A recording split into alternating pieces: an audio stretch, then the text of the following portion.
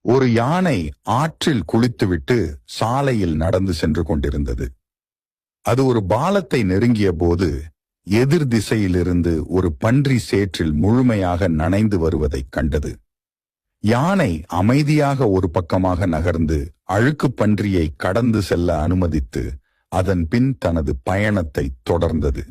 அசுத்தமான பன்றி பின்னர் ஆணவத்துடன் தன் நண்பர்களிடம், "பார், நான் எவ்வளவு பெரியவன்.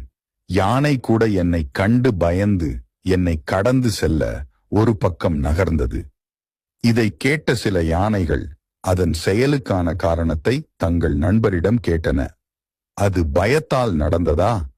யானை சிரித்துக்கொண்டே பதிலளித்தது, "என்னால் பன்றியை என் காலின் கீழ் எளிதாக நசுக்க முடியும். ஆனால் நான் சுத்தமாக இருந்தேன். பன்றி மிகவும் அசுத்தமாக இருந்தது. அதை நசுக்கினால் என் கால் அழுக்காகிவிடும். அதை தவிர்க்க விரும்பினேன். அதனால் நான் ஒதுங்கிவிட்டேன்." இக்கதையின் நீதி, ஒரு புத்திசாலி மனிதன் தவறானவர்களிடமிருந்து விலகியே இருப்பான்.